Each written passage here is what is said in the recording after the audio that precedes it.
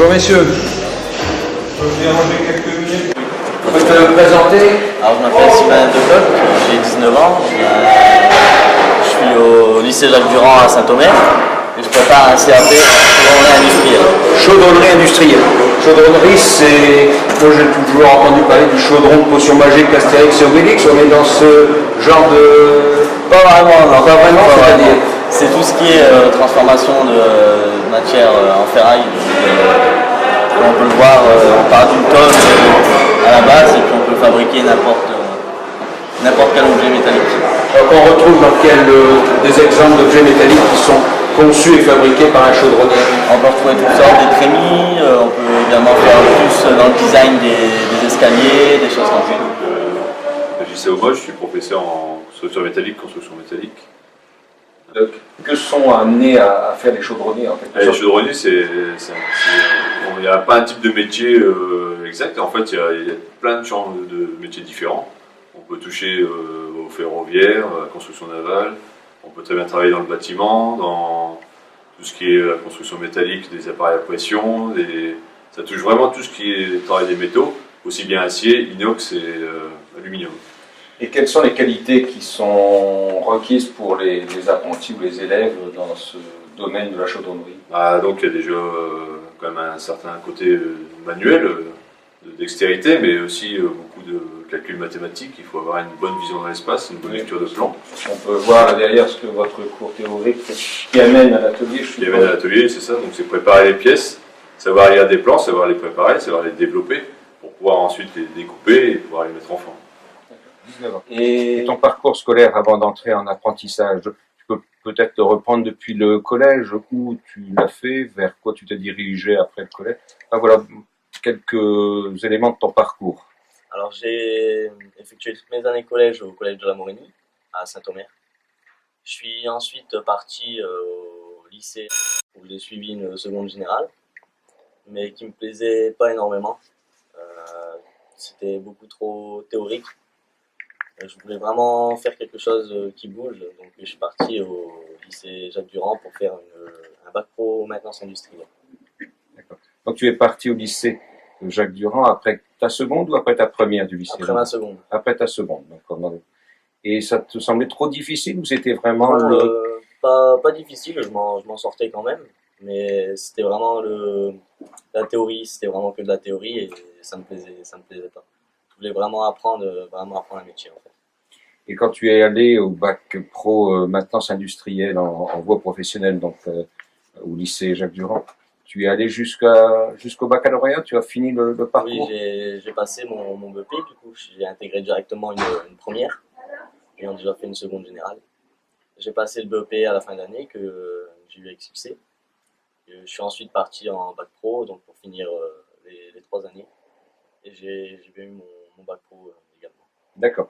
Donc, si je comprends bien, sans avoir fait la seconde professionnelle, tu as eu ton bac au bout de 2 ans. C'est ça, voilà. D'accord.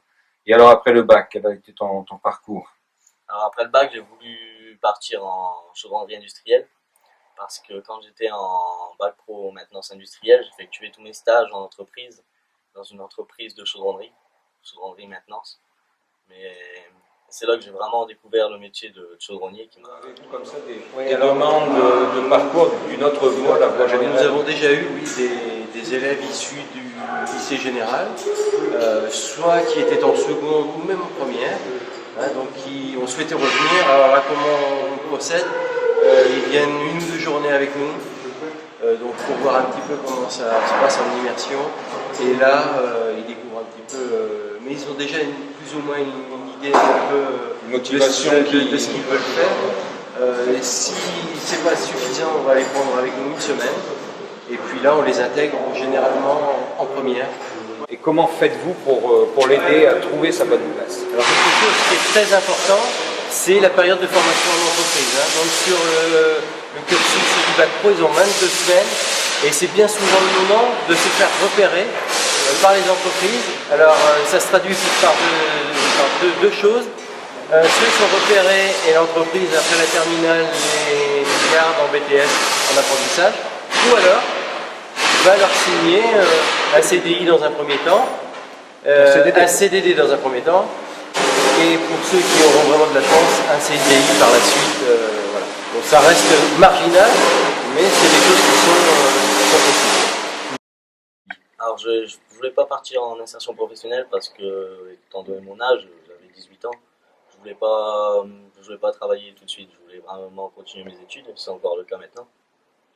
Et c'est pour ça que vraiment j'ai voulu continuer. Là, après un CAP, ouais, donc on peut faire un bac pro, on peut faire aussi bien une mention complémentaire soudage. Après le bac pro, il y a une deuxième mention complémentaire soudage de niveau 4 qui vient d'être établie cette année.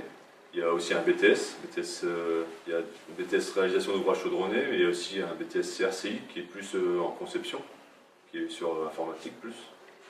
Et il y a aussi des mentions tuyauteur de niveau 4 aussi qui vont démarrer cette année. D'accord, donc il y a quand même un panel de formation. As-tu rencontré des obstacles à chaque rupture, après la troisième, après la seconde? Comment ça s'est déroulé, ces changements d'orientation de ton côté en tant qu'élève?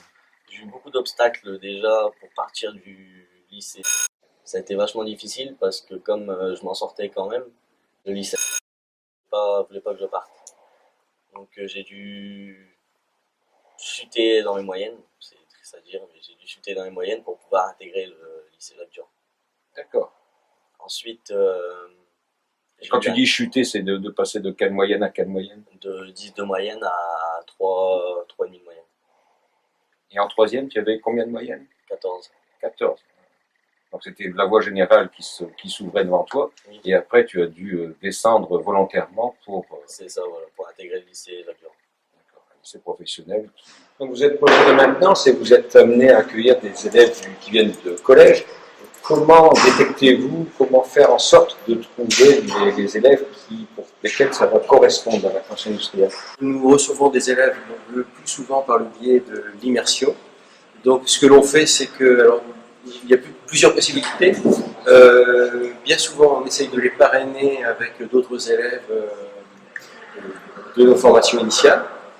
Ou alors, on les prend avec nous par 4 ou 5, et puis là, on leur fait faire des activités liées à la maintenance. Êtes-vous confronté à des changements de parcours de vos élèves?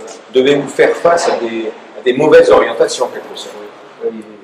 Ça arrive que certains élèves, au bout de 2-3 mois, cette année ça a été le cas, on s'est aperçu assez rapidement que l'élève n'était pas fait pour ça, et donc il a préféré changer de formation.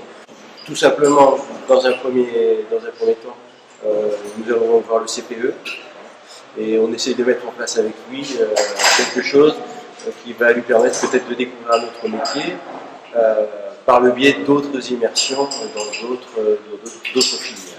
Continuer le travail qui a été... Ensuite, j'ai rencontré des obstacles aussi lors de ma recherche de contrat d'apprentissage. Avec toutes les entreprises que j'ai fait, je pensais vraiment ne jamais trouver, puisque j'ai réussi à trouver mon contrat d'apprentissage au 1er décembre, alors que je cherchais depuis juillet. Juillet. Ouais. Et quel conseil pourrais-tu donner à tes camarades de collège ou de lycée sur leur choix d'orientation, sur leur parcours?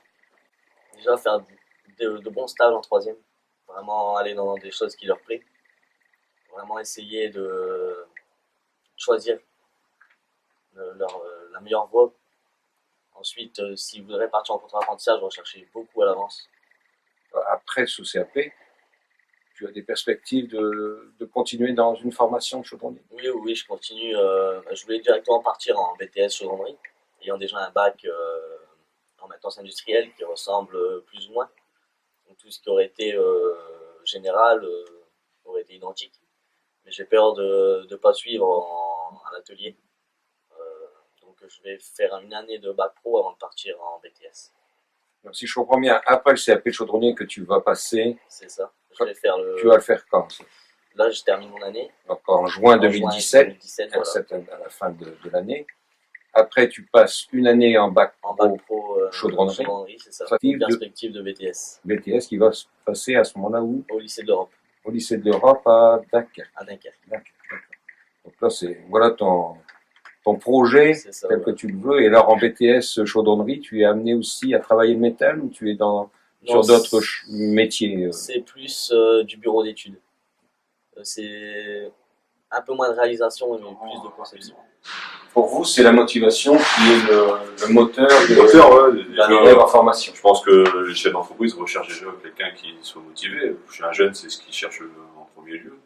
Et après, c'est de faire leur preuve au fur et à mesure et d'acquérir des capacités, des compétences au fur et à mesure. Comme je disais tout à l'heure, il y a tellement un champ de fabrication différent que chaque entreprise a ses spécialités, donc il y a un temps d'adaptation dans l'entreprise. Et après, D'accord. Je vous remercie. Merci, bonne journée. De toute façon, une fois qu'on est motivé, je pense qu'on ferait tout pour réussir. D'accord. C'est des belles paroles de conclusion. Je vous remercie, Sylvain.